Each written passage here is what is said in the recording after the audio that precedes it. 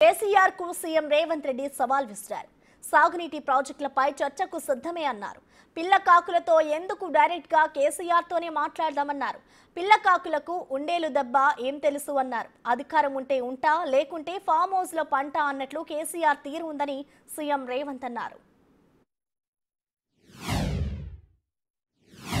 హరీష్ రావు గారు నాకు సవాల్ విసురుతున్నాడు. మీరు ప్రాజెక్టు లేడగట్టినరు, రిజర్వాయర్ లేడగట్టినరని. నేను హరీష్ రావు గారికి టీఆర్ఎస్ నాయకులకు సవాల్ విసిరదలుచుకున్నా.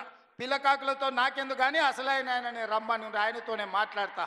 శ్రీరామ్ సాగర్ మీద మాట్లాడదామా, నాగార్జున సాగర్ మీద మాట్లాడదామా, శ్రీశైలం ఆనకట్ట మీద మాట్లాడదామా, జూరాల మీద మాట్లాడదామా, భీమా మీద మాట్లాడదామా, నెట్టంపాడి మీద మాట్లాడదామా, కోయిల్ సాగర్ కట్ట మీద మాట్లాడదామా, రాజోలి బండ డైవర్షన్ స్కీమ్ దగ్గర మాట్లాడదామా, లేకపోతే మంజిరా పరివాహక ప్రాంతంలో మాట్లాడదామా? చంద్రశేఖర్ రావు గారు, వీళ్ళని కాదు, నువ్వు రా, నువ్వు వస్తే నీకు తెలుస్తుంది మేమేం చేసినాం, మీరేం చేసినాం.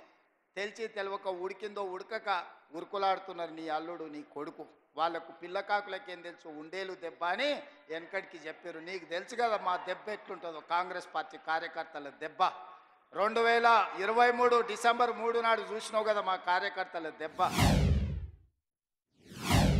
మీరైతే 1,00,000 కోట్ల రూపాయలు సంపాదించుకున్నారు, టీవీలు పెట్టుకున్నారు, పేపర్లు పెట్టుకున్నారు, ఫామ్ హౌస్లు కట్టుకున్నారు. నువ్వు గజ్వేల్లో కట్టుకుంటే నీ కొడుకు జన్వాడలో కట్టుకున్నాడు, నీ అల్లుడు మొయినాబాద్లో కట్టుకున్నాడు. మరి తెలంగాణ ప్రజలు ఉన్న భూములు అమ్ముకొని ఆత్మహత్యలు చేసుకుంటుంటే ఈ ట్రిక్ ఏదో మాకు చెప్పరా? తెలంగాణ ప్రజలకు ఆయన ఏదో క్యాప్సికం పండిస్తేనే ₹1 కోటి ఎకరాకు వస్తుంది అన్నాడు. ఆ టెక్నిక్ ఏదో తెలంగాణ రైతాంగానికి చెప్పవా కేసీఆర్ గారని నేను అడుగుతున్నా. నిన్నగాక మొన్న బ్యాంకుల్లో తెచ్చిన అప్పులే కాదు, ఆయన పెట్టిపోయిన బకాయిలను లెక్కేస్తే 8,29,000 కోట్ల రూపాయల లెక్క తేలింది మిత్రులారా.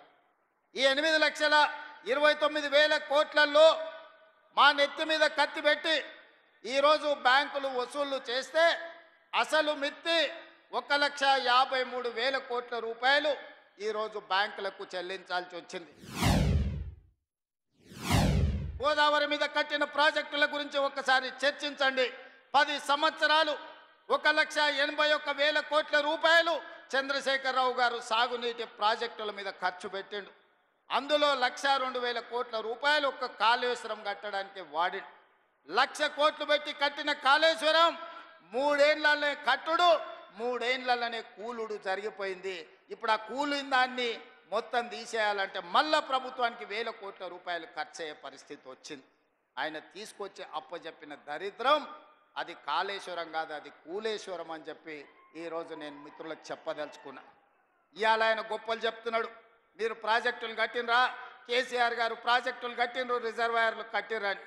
తాటి చెట్టు అంతా పెరిగిండు కానీ ఆవకాయ అంతా కూడా ఆయన మెదడులో తెలివితేటలు ఉన్నట్టు నాకు అనిపిస్తలేదు.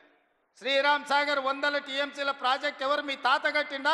శ్రీశైలం ప్రాజెక్టులో 300 టీఎంసీలు నిల్వ మీ ముత్తాత చేసిండా? నాగార్జున సాగర్లో 200 పైచీలకు టీఎంసీల నీళ్ళ ప్రాజెక్టు ఎవరు కట్టిండ్రని నేను హరీష్ రావు గారిని అడగదలుచుకున్నా. జూరాల కావచ్చు, భీమా కావచ్చు, నెట్టంపాడు కావచ్చు, కోయిల్ సాగర్ కావచ్చు, లేకపోతే దేవాదుల కావచ్చు, లేకపోతే ఇందిరా సాగర్, లేకపోతే రాజీవ్ సాగర్ ప్రాజెక్టులను ఆనాడు కాంగ్రెస్ పార్టీ మొదలుపెట్టినవి కాదా? శ్రీపాద ఎల్లంపల్లి మేము కట్టింది కాదా? ఇవాళ మేం కట్టిన ప్రాజెక్టులు ఈ తెలంగాణ రాష్ట్రాన్ని సస్యశ్యామలం చేసినాయి. మీరు కట్టిన కాళేశ్వరం కూలినాక తెలంగాణ రాష్ట్రం 1,56,00,000 మెట్రిక్ టన్నుల వడ్లను పండించి ఆ వడ్ల గిట్టుబాటు ధరనే కాదు ₹500 బోనస్ ఇచ్చి కొనుక్కున్న ప్రభుత్వం కాంగ్రెస్ పార్టీ అని చెప్పి నేను ఈ సందర్భంగా చెప్పదలుచుకున్నా. ఫామ్ హౌస్లో దాచుకొని గొలుపుతున్నాడు. ఏమన్నా అంటే పెద్ద మనిషిని అట్లా అంటారా అంట. పెద్ద మనిషిలాగా వ్యవహరించాలి కదా అని నేను అంటున్నాను. ఆయన అనుభవాన్ని తెలంగాణ కోసం వాడా? అధికారం పోతే బయటికి రాడా? బయటికి రానప్పుడు ప్రతిపక్ష హోదా ఎందుకు? 58 లక్షల జీతం ఎందుకు? 15 నెలల చంద్రశేఖరరావు గారికి తెలంగాణ రాష్ట్ర ప్రభుత్వం 58 లక్షల రూపాయల జీత భత్యాలు ఇచ్చి వందలాది మంది పోలీసుల పహారను వారికి కల్పించింది. నేను అడుగుతున్న వారిని, నేను అడుగుతున్న మీడియా మిత్రులని, నేను అడుగుతున్న ఈడుకొచ్చిన మా అక్క చెల్లెలని, అక్క మనం ఎక్కడైనా జీతం ఉంటే నెల జీతం ఇచ్చిన యజమాని ఎందుకు వస్తలేవని అడగడా? ఇంట్లో వండుకుంటాయని నేను అడుగుతున్నా. మన దగ్గర ఉన్నోడు ఎవడైనా మన దగ్గర ఉండే టీచర్ అయినా, ఎస్ఐ అయినా, కానిస్టేబుల్ అయినా, ఏ ప్రభుత్వ ఉద్యోగైనా జీతం తీసుకుంటే జీతానికి రాకపోతే ఉద్యోగానికి రాకుండా జీత భత్యాలు 15 నెలలు తీసుకునేది ఎక్కడైనా ఉన్నదా? ఈ వెసులుబాటు ఎక్కడైనా ఉన్నదా అని నేను అడుగుతున్నా. మీడియా మిత్రులను కూడా అడుగుతున్నా, వారం రోజులు మీరు రిపోర్టు చేయకపోతే మీ యజమానులు ఊరుకుంటారా? ప్రతి నెల క్రమం తప్పకుండా జీత భత్యాలు తీసుకుంటున్న చంద్రశేఖరరావు గారు, మీరు ఫామ్ హౌస్లో వండుకొని ఏం సందేశాన్ని ఇవ్వదలుచుకున్నారు? అధికారం ఉంటే ఉంటా, లేకపోతే అలిగి పండుకుంటా అనేదా మీ విధానం అని నేను అడుగుతున్నా. మీకు అనుభవం ఉందంటున్నారు, మీకు అపారమైన జ్ఞానం ఉందంటున్నారు, 80,000 పుస్తకాలు చదివిన విజ్ఞాన గని మీరు అంటున్నారు. మీ అనుభవము, మీ విజ్ఞానము తెలంగాణ ప్రజల కోసం ఉపయోగించరా అని నేను అడుగుతున్నా. ఈ వరంగల్ అభివృద్ధి కోసం ఆనాడు పార్లమెంట్ ఎన్నికల సందర్భంగా కడియం కావ్య గారిని గెలిపించండి, మీ వరంగల్కు ఎయిర్పోర్టు తీసుకొస్తా అని ఆ రోజు మాట చెప్పిన, ఈనాడు ఈ వరంగల్కి ఎయిర్పోర్టును సాధించి మీ ముందు నిలబడ్డా.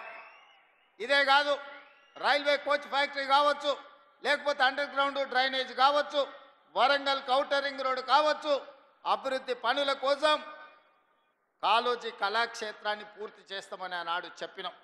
వరంగల్ ఔటర్ రింగ్ రోడ్డును నిర్మిస్తామని చెప్పినాం. ఇవాళ ఈ అన్ని కార్యక్రమాలను పూర్తి చేయడానికి వరంగల్ నగరానికి 6,500 కోట్ల రూపాయలు మంజూరు చేసి ఈ వరంగల్ నగరాన్ని హైదరాబాదు నగరంతో పోటీ పడే విధంగా వరంగల్ని అభివృద్ధి చేయాలని ఈరోజు మన ప్రభుత్వం ప్రయత్నం చేస్తున్నది.